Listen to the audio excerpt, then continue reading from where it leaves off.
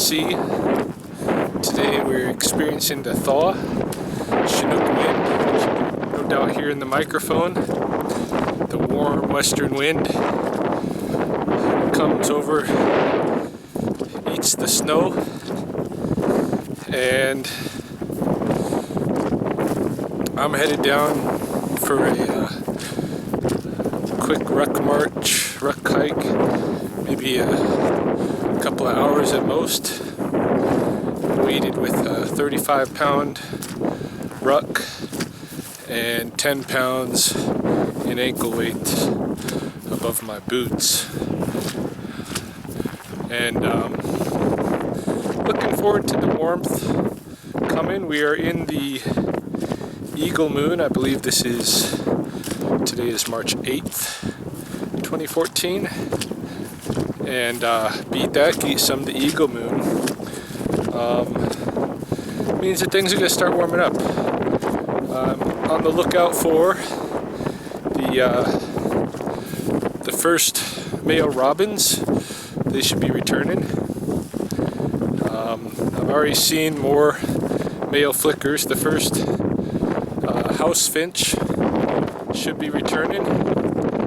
The American widgeons, the pintail ducks. The other day, on my drive home from work, out on the river on an open crag, I saw a tundra swan hanging out with a Canada goose and a couple of mallards, and that tundra swan is the lead of the pack, I think, basically. The way I figure it, I'm expecting to see the tundra swan show up in this moon, and the trumpeter swans. But the way I figure this loner was, he's probably the guy that just is so in shape that he can't stand to fly as slow as his flock is moving. So he went ahead and cut off on his own and is way ahead of the rest. And sometimes that's just the way it is. I know a lot of times when I go climbing with my students, they need a lot more rest than I do. And at the beginning of our backcountry hike, I try to stick with them, but after a while, I feel like I just need to stretch my legs, and I go ahead and cut off in advance. So changes are happening. I'm gonna go see if I can check on the owls. The river is gonna become untrustworthy really quick, if it's not becoming so already. Hopefully I don't fall through today.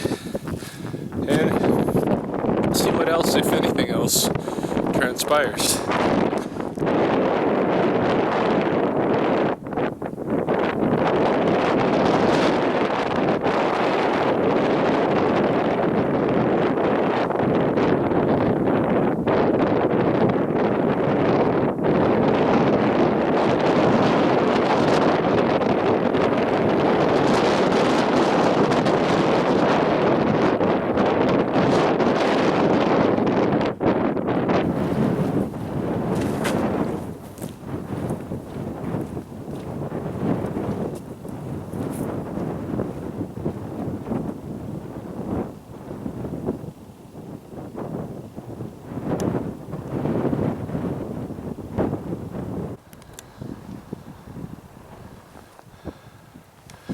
Old Man River today.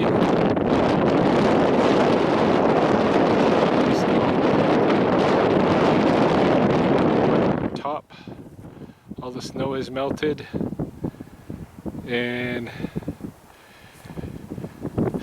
really it kind of makes me a bit nervous. Although I think right in here, that area is pretty damn solid. So if I do cross anywhere, it's going to be right in that area. That looks pretty damn solid. There are some ducks. Looks like probably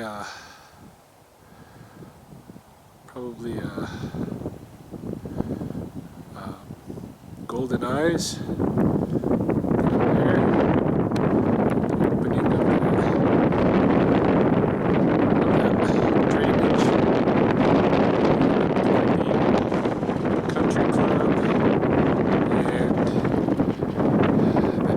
tree, which is somewhere right in here. The owl nest. It's pretty muddy, pretty slippery. You know, my little voice is telling me once again, maybe this is far enough right here.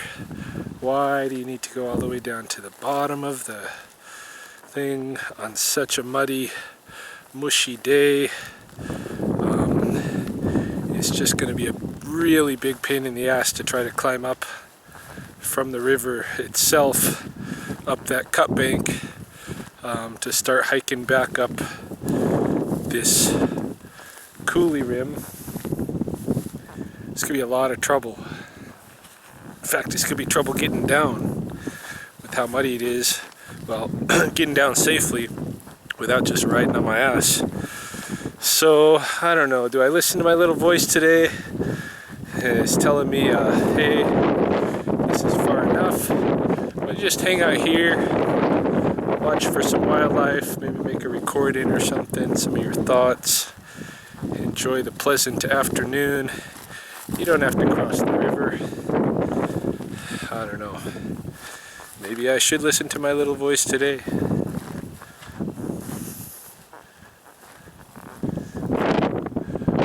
What good is it gonna do me to cross that river? Except that I'm gonna go and see the owl, who I know is there anyway. It's so mushy today, it's so moist.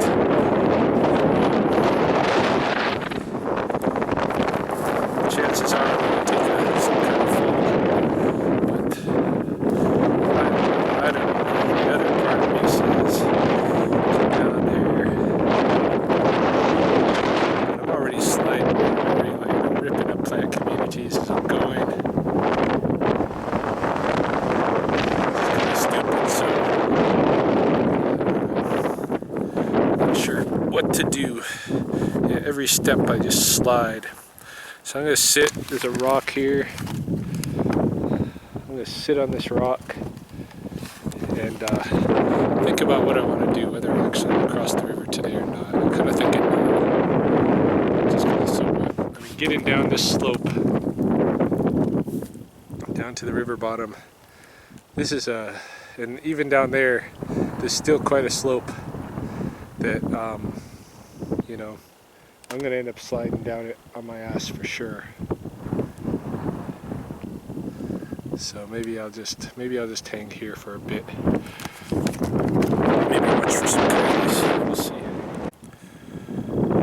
I wanted to say something about the relationship between the modern, the ancient, and the permanent. This is my rucksack. It is a modern device for carrying gear, what have you, when I'm moving across country on foot. This is my canteen. Like the rucksack, it's a modern device that's used to carry fluids so I can remain hydrated wherever I go. These are my boots. This is a modern footwear used to protect my feet from environmental conditions like icy cold or very rough terrain or today, mud.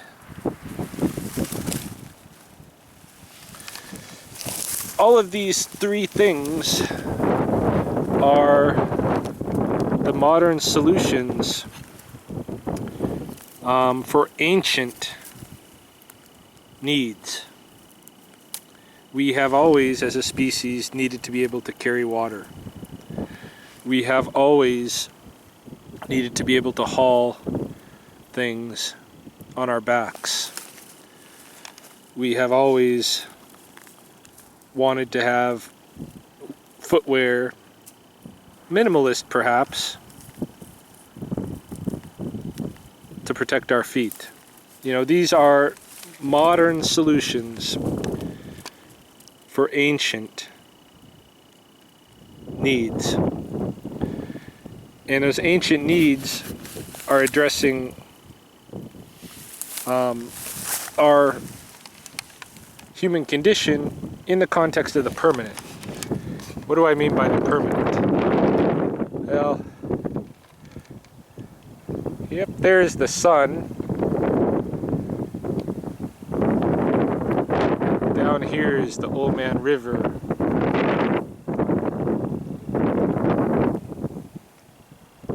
And in between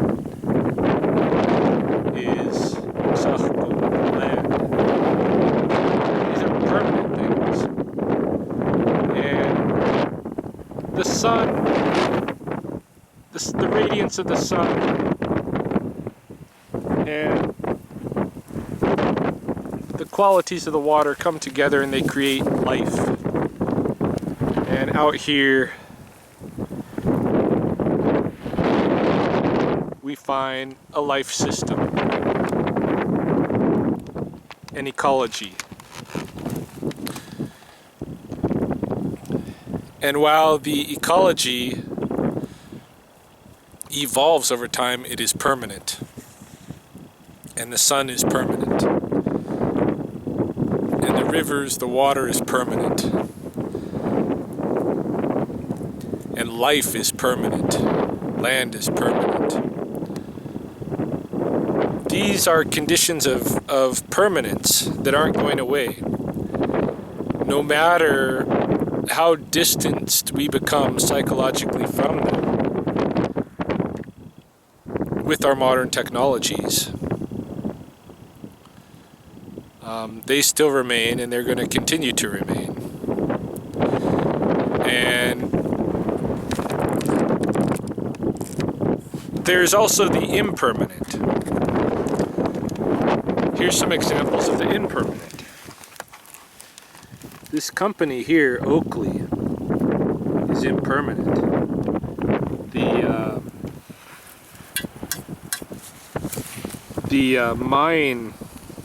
The mining industry that acquired this aluminum for me is impermanent. The manufacturers of the pseudo leather material that went into making these boots is impermanent. All of these modern solutions that we're relying on are also dependent upon impermanent industries. And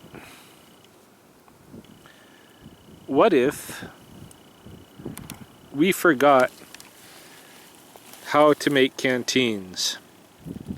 Not out of aluminum, but how would you carry water if nobody was mining aluminum and shaping it for you? How would you haul things on your back?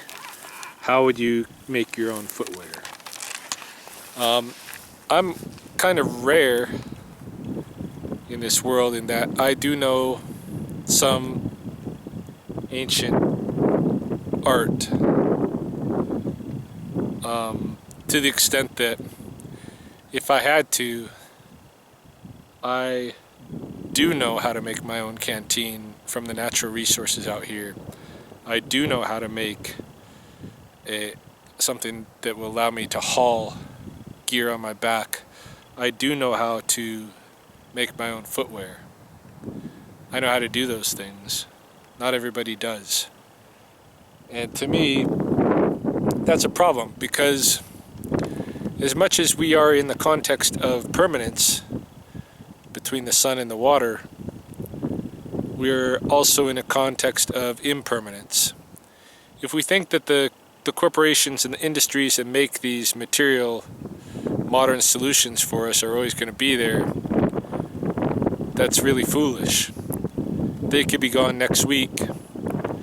And if all of your energies, your learning energies, have been put into just acquiring the skills of utilizing the technologies that you can't make yourself, then when those industries are gone,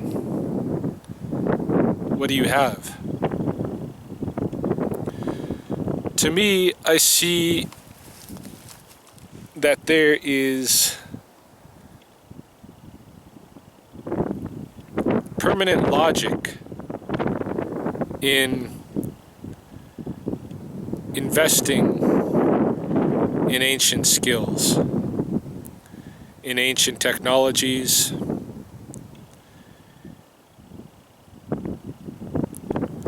in ancient solutions.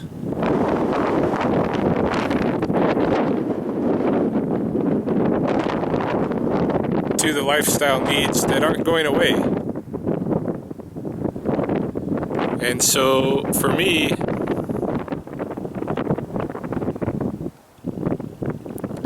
although I'm not completely free of, by any means, of dependence on the modern technologies and the modern solutions,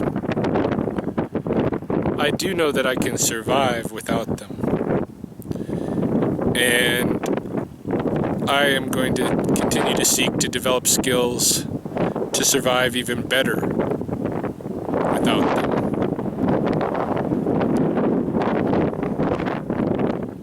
It's because I'm a human being.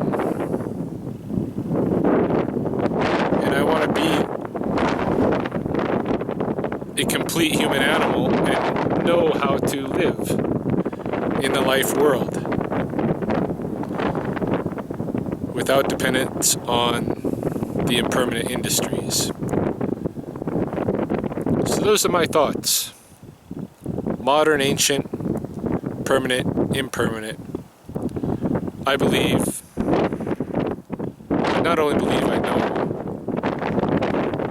that ancient technologies and ancient skills are vitally important for our future, because in our future, these modern industries that we're dependent on today are not going to be here. They're impermanent. They'll be gone. And what will we have left? Well, I've decided to go ahead and turn around and start my hike back up the coulee. I did not go down to the river. It's just too wet and slippery. I sat, watched for a while, made a little thought video, and I'm sure Mahoney would rather I come home and hang out with her than sit alone on the edge of the coulee. I enjoy the peacefulness out here. I'd rather be out here, but I'd rather have her with me. But in any case, I'm going to go ahead and head back up. Not hauling a rock today because the way that I figure it, if I don't go all the way down to the river, even though I was so close to it, I don't deserve to add another rock to my cairn. Just a little rule I want to stick to so that I don't get lazy. And today is not a matter of being lazy. I still got quite a climb here. Today is just a matter of being safe. Better safe than sorry. And it is really slippery. I'm slipping with each step here. So I'm going to shut off the camera, head up the hill.